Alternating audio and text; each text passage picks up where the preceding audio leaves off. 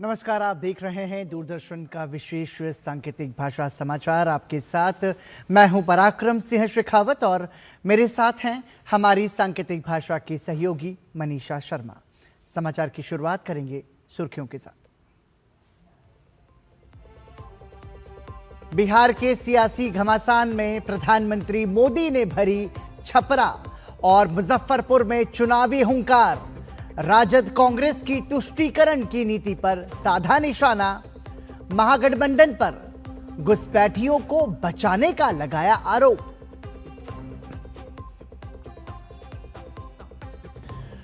बिहार में सभी दलों ने चुनाव प्रचार में झोंकी ताकत।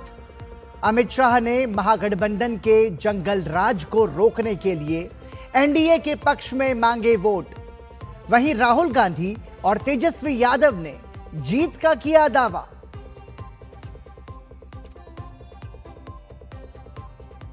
एकता दिवस से पहले प्रधानमंत्री देंगे गुजरात को विकास परियोजनाओं का उपहार।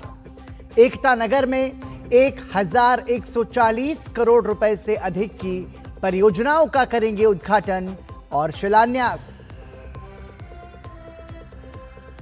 भारत और अमेरिका के बीच ट्रेड डील को अंतिम रूप देने पर चर्चा जारी।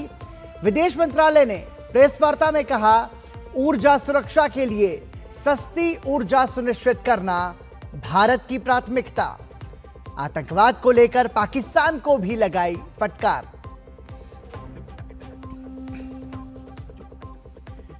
शिमला की संजौली मस्जिद को अदालत ने किया अवैध घोषित, तोड़ने का दिया आदेश। वक्फ बोर्ड और संजौली मस्जिद कमेटी की याचिका को किया खारिज। नगर निगम अदालत के फैसले को ठहरा रहा है सही।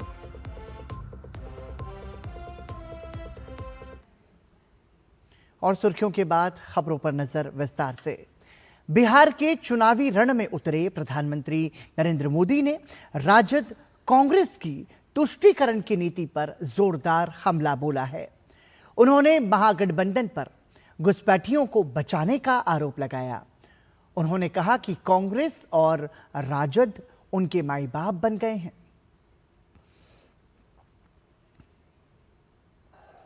हमारी डबल इंजन सरकार बिहार के तीर्थों और धरोहरों की भव्यता को आधुनिक सुविधाओं से जोड़ रही है। लेकिन आप ये भी याद रखिए, आस्था विरोधी, विकास विरोधी, वोट बैंक की राजनीति और तुष्टीकरण में डूबे आरजेडी कांग्रेस के लोग घुसपैठियों को बचाने के सिवाय कोई काम नहीं कर सकते। घुसपैठिए उनके माए बाप बन गए हैं। उन्होंने अपनी पूरी राजनीतिक ताकत घुसपैठियों को बचाने में लगाई हुई है।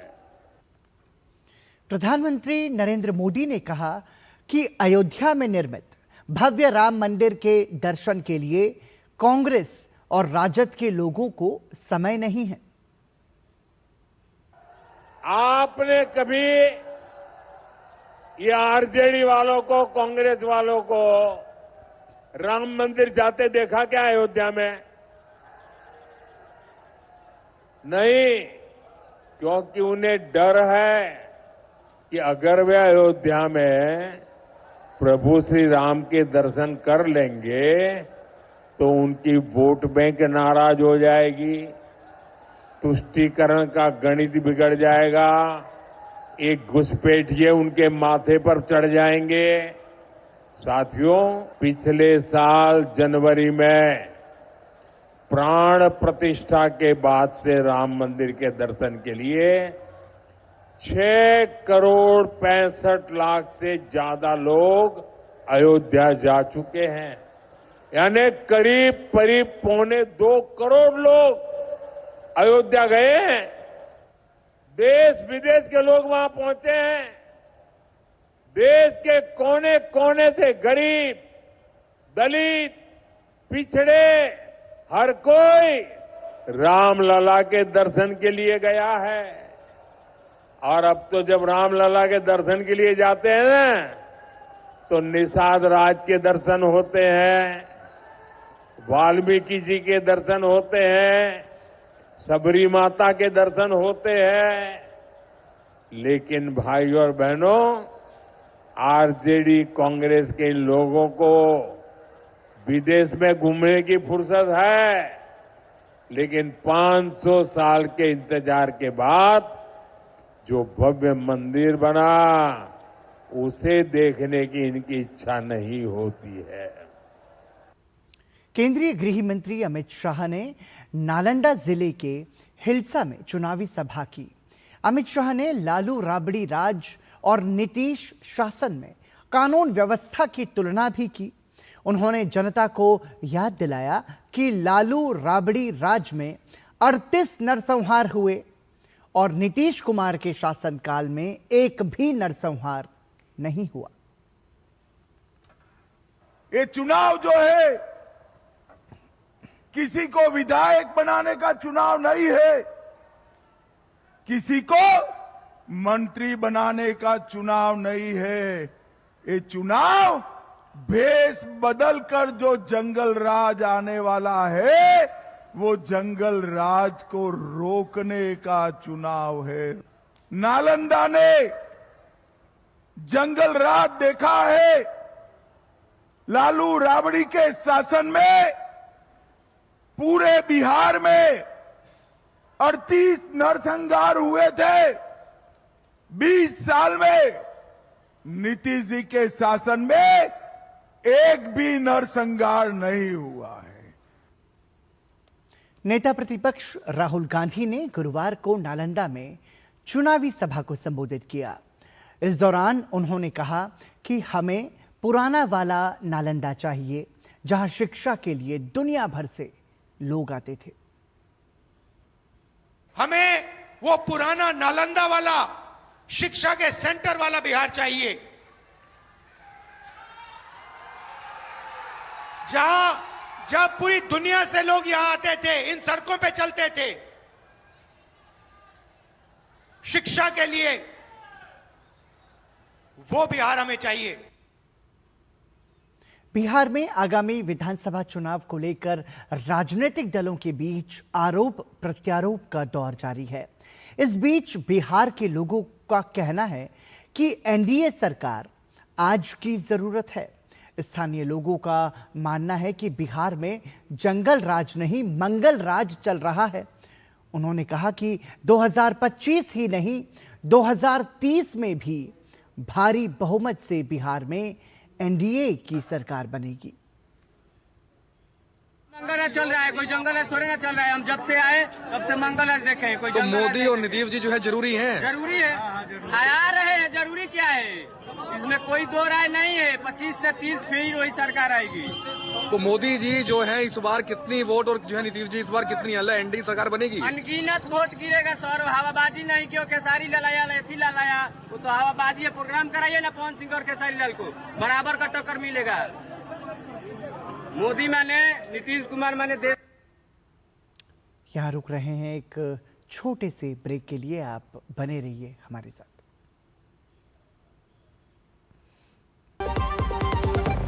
क्या आपको है आकर्षक बचत विकल्पों की तलाश? LIC प्रस्तुत करता है नवजीवन श्री सिंगल प्रीमियम प्लान। एक मुश्त प्रीमियम राशि जमा करें, जीवन बीमा कवर का आनंद उठाएं, परिपक्वता पर गारंटीकृत निश्चित राशि प्राप्त करें, तरलता विकल्प भी उपलब्ध। अभी खरीदें। मौजूदा पॉलिसी धारकों के लिए आकर्षक छूट, नियम और शर्तें लागू।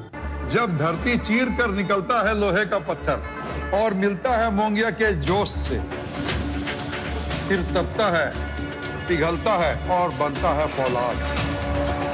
अब होता है सरिया सारी खूबियों के साथ।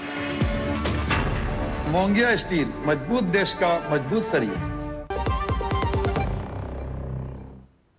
प्रधानमंत्री नरेंद्र मोदी आज और कल गुजरात के दौरे पर रहेंगे। आज प्रधानमंत्री केवड़िया के एकता नगर जाएंगे, जहां वो ई-बसों को हरी झंडी दिखाएंगे।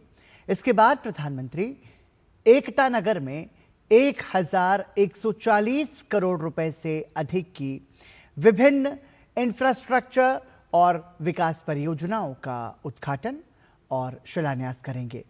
प्रधानमंत्री भारतीय शाही राज्य संग्रहालय, वीर बालक उद्यान, खेल परिसर, वर्षा वन परियोजना, शूलपनेश्वर घाट के पास जेटी विकास, स्टैच्यू ऑफ यूनिटी पर ट्रैवलेटर सहित विभिन्न परियोजनाओं की आधारशिला रखेंगे।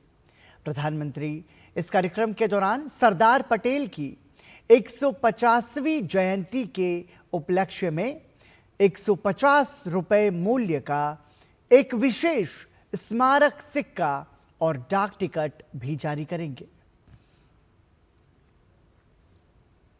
असम में कांग्रेस के एक कार्यक्रम में बांग्लादेश का राष्ट्रगान गाए जाने को लेकर सियासी पारा चढ़ गया है। 27 अक्टूबर को श्रीभूमि जिले में कांग्रेस सेवा दल की बैठक के दौरान पार्टी नेता विधु भूषण दास ने आमार सोनार बांग्ला गाया, जिसके बाद विवाद भड़क उठा है। इस घटना पर अब भाजपा सांसद संबित पात्रा ने निशाना साधा है और कहा कि कांग्रेस बांग्लादेशी घुसपैठियों पर तुष्टीकरण की राजनीति करती है। घुसपैठियों को लेजिटिमेसी देने के लिए किस प्रकार के हथकंडे कांग्रेस पार्टी अपनाती है, यह आज हम सब देख सकते हैं। ये जो बांग्लादेश का नेशनल एंथम गाया गया है कांग्रेस पार्टी के बैठक में, इसका उद्देश्य केवल एक ही है कि जो घुसपैठिए असम में आए हैं या देश के अन्य हिस्सों में आए हैं, उनकी तुष्टीकरण करना। कांग्रेस पार्टी की ये जो तुष्टीकरण की नीति है, जिसके कारण वो घुसपैठियों की तुष्टीकरण करती है, जिसके कारण वो SIR का विरोध करती है। रेल मंत्री अश्विनी वैष्णव ने 76 रेलवे स्टेशनों पर पैसेंजर होल्डिंग एरिया विकसित करने की योजना को मंजूरी दे दी है।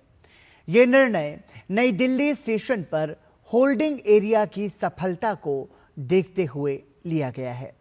नई दिल्ली रेलवे स्टेशन ने दीपावली और छठ पर्व के दौरान अत्यधिक भीड़ को सफलतापूर्वक संभाला, जिसमें होल्डिंग एरिया की बड़ी भूमिका रही।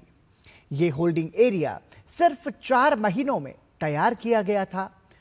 साथ ही बता दें कि नए होल्डिंग एरिया मॉड्यूलर डिजाइन में बनाए जाएंगे ताकि उन्हें स्थानीय परिस्थितियों के अनुरूप ढाला जा सके। रेल मंत्री ने निर्देश दिए हैं कि सभी होल्डिंग एरिया का निर्माण 2026 के त्योहारी सीजन से पहले पूरा कर लिया जाए। आज नई दिल्ली में साइप्रस के विदेश मंत्री कॉन्स्टेंटिनोस कोम्बोस ने विदेश मंत्री डॉक्टर एस जयशंकर से मुलाकात की। इसकी जानकारी डॉक्टर एस जयशंकर ने अपने एक्स अकाउंट के जरिए दी। उन्होंने बताया कि जून 2025 में प्रधानमंत्री नरेंद्र मोदी की साइप्रस यात्रा के दौरान भारत साइप्रस की संयुक्त कार्य योजना 2025 से 2029 की समीक्षा की गई। इस चर्चा में वैश्विक भू राजनीतिक स्थिति, अपने क्षेत्रों में हो रहे विकास और बहुपक्षीय मंचों के सहयोग पर भी विचार किया गया। विदेश मंत्री ने बताया कि जब साइप्रस 2026 में यूरोपीय संघ की अध्यक्षता संभालेगा तो इससे भारत यूरोपीय संघ संबंध और भी मजबूत होंगे। प्रधानमंत्री नरेंद्र मोदी ने अपने सोशल मीडिया के लिंक्डइन अकाउंट पर भारत के शिपिंग पुनर्जागरण पर अपने विचार साझा किए, जिसमें उन्होंने कहा, कल मैंने इंडिया मैरीटाइम वीक 2025 में हिस्सा लिया, जिसके बारे में प्रधानमंत्री ने लिखा कि हम सभी जानते हैं मुंबई का भारत के समुद्री क्षेत्र के साथ एक मजबूत संबंध है। छत्रपति शिवाजी महाराज के साथ इसके ऐतिहासिक संबंध भी हैं और आज यहां एक जीवंत बंदरगाह का बुनियादी ढांचा है। हम चोलों और मराठों की भूमि हैं। उनकी दूरदर्शिता ने हमें दिखाया कि महासागर कैसे अवसर के पुल के रूप में काम कर सकते हैं। समुद्री विकास के पैमाने को परिभाषित करते हुए प्रधानमंत्री ने बताया कि भारत की बंदरगाह क्षमता 1400 से दुगुनी होकर 2762 MAMTPA हो गई है। कार्गो हैंडलिंग 972 से बढ़कर 1594 MAMT हो गई है। जहाज बदलने का समय 93 घंटे से घटकर 48 घंटे हो गया है। वहीं भारत का नाविक कार्यबल 1.25 लाख से बढ़कर 3 लाख से अधिक हो चुका है। लैंडिंग बिल से लेकर इंडियन पोर्ट्स बिल ने समुद्री शासन को आधुनिक बनाया है। निवेश को बढ़ावा देने के लिए प्रधानमंत्री ने कहा, भारत उत्तम बंदरगाह उपलब्ध कराता है जिसमें लंबी तटरेखा, रणनीतिक वैश्विक व्यापार मार्ग और विश्व स्तरीय बंदरगाह हैं जो विकास के लिए महत्वाकांक्षी दृष्टिकोण है।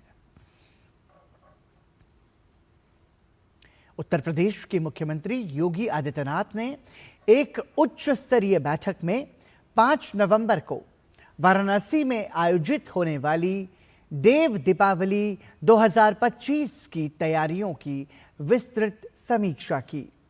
मुख्यमंत्री ने कहा कि देव दीपावली काशी की सनातन परंपरा, गंगा पूजन और लोक आस्था का अनूठा संगम है।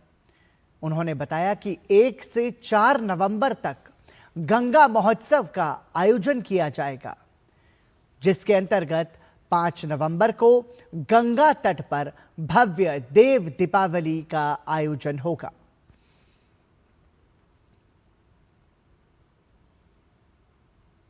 किसान उत्पादक संगठन समागम 2025 का आयोजन दिल्ली में हुआ, जिसमें 250 से ज्यादा उत्पादक संगठन शामिल हुए। देश भर में इस समय 10,000 से ज्यादा FPO काम कर रहे हैं। इस FPO समागम उद्घाटन के अवसर पर केंद्रीय कृषि एवं किसान कल्याण मंत्री शिवराज सिंह चौहान ने कहा कि किसानों को सिर्फ उत्पादक ही नहीं बल्कि उन्हें उद्यमी बनाना है। उन्होंने कहा कि FPO के माध्यम से ग्रामीण व्यवस्था को मजबूत करना चाहते हैं, जिससे महिलाओं का भी सशक्तिकरण हो सके। FPO के आंदोलन को ग्रामीण व्यवस्था के सशक्तिकरण का एक स्तंभ मैं बनाना चाहता हूं। प्रधानमंत्री जी के नेतृत्व में मेरी कल्पना है स्वयंपूर्ण गांव की, स्वावलंबी गांव। गांव की सब जरूरत गांव में ही पूरी क्यों ना हो। हम प्रोसेसिंग के काम में आके जो जरूरत की चीजें बाहर भी बेचेंगे, गांव की जरूरत भी पूरी करें। इसलिए और किन किन क्षेत्रों में विस्तार हम कर सकते हैं, कई तरह की गतिविधि कर रहे हैं और बढ़ाने का हमारे पास अनंत अवसर है, उसको भी आप कोशिश करें। बहनें बहुत सक्रिय है और बहनों की क्षमता को मैं प्रणाम करता हूं, बहुत ताकत के साथ काम कर रही है। इस अवसर पर कई राज्यों से आए किसान उत्पादक संगठनों ने बताया कि अब उनके उत्पादों की मांग स्थानीय बाजारों के साथ साथ ई-कॉमर्स प्लेटफॉर्म पर भी बढ़ रही है, जिससे उनकी आमदनी लाखों और टर्नओवर करोड़ों में पहुंच गया है। हमारा जो FPO था वो 2023 में स्टार्ट हुआ था, तो फर्स्ट ईयर में ही हमारा 23-24 का जो टर्नओवर था वो 80 लाख का था और 24-25 जो लास्ट फाइनेंस ईयर निकला है उसका टर्नओवर हमारा 8+ CR था और इस टाइम भी हमारा 7 CR प्लस हो गया है। हम लोग इसमें रागी का प्रोडक्ट्स बनाते हैं। हम लोग किसानों को फ्री में रागी का बीज वितरण करते हैं। उसके बाद जब उनके द्वारा खेती होता है तो उनको हम लोग FPO के माध्यम से खरीद लेते हैं। खरीदने के बाद हम लोग अपना प्रोसेसिंग यूनिट में लाते हैं और उसको प्रोसेसिंग कर आटा बनाते हैं और आटा बना के हम लोग लड्डू बनाते हैं, कुकीज, निमकी, ठेकुआ, मिक्सर इत्यादि बनाते हैं। हमारा जो एफपीओ है, हमारे साथ 250 फार्मर्स अभी जुड़े हुए हैं। हम क्या करते हैं कि ये जो फार्मर्स हैं, हम डायरेक्ट इनको बायर्स के साथ कनेक्ट करते हैं, जिसकी वजह से जो बीच वाली मार्केटिंग चैनल्स होती है वो मतलब एबॉलिश हो जाती है। तो फार्मर को भी अच्छा खासा फ़ायदा मिलता है और बायर को भी प्योर प्रोडक्ट मिलता है। केंद्रीय सूचना एवं प्रसारण राज्य मंत्री डॉक्टर एल मुरुगन ने स्वच्छता अभियान के तहत नई दिल्ली के शास्त्री भवन स्थित मुख्य सचिवालय भवन का दौरा किया। उन्होंने इसकी जानकारी अपने एक्स हैंडल पर साझा करते हुए लिखा कि प्रधानमंत्री नरेंद्र मोदी के स्वच्छ भारत मिशन के अनुसार हमारे सामूहिक प्रयास एक स्वच्छ, कुशल और जिम्मेदार कार्य वातावरण के प्रति हमारी प्रतिबद्धता की पुष्टि करते हैं।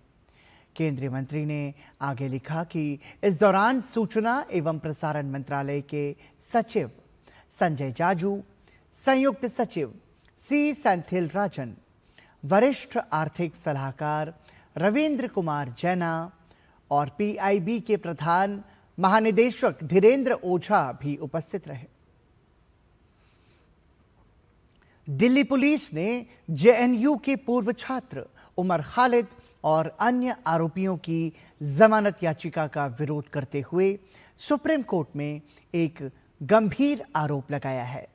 पुलिस के मुताबिक इनके खिलाफ ठोस दस्तावेजी और तकनीकी साक्ष्य हैं जो ये साबित करते हैं कि इन आरोपियों ने सांप्रदायिक आधार पर राष्ट्रव्यापी दंगे भड़काने की साजिश रची। पुलिस का दावा है कि इनकी योजना का उद्देश्य भारत की संप्रभुता को नुकसान पहुंचाना और सांप्रदायिक सद्भाव को नष्ट करना था। आरोपियों ने अमेरिकी राष्ट्रपति डोनाल्ड ट्रंप की भारत यात्रा के दौरान सीएए पर दंगे भड़काने की योजना बनाई ताकि इसे वैश्विक मुद्दा बनाया जा सके। इस साजिश के परिणाम स्वरूप 53 लोगों की मौत हुई और दिल्ली में 753 एफआईआर दर्ज की गई। पुलिस ने यह भी आरोप लगाया कि साजिश को पूरे भारत में फैलाने की कोशिश की गई थी। सुप्रीम कोर्ट इस मामले पर कल सुनवाई करेगा। और इसी के साथ ही दूरदर्शन समाचार के विशेष सांकेतिक भाषा समाचार में अभी के लिए इतना ही। मुझे और हमारी सांकेतिक भाषा की सहयोगी मनीषा शर्मा को दीजिए अनुमति। नमस्कार।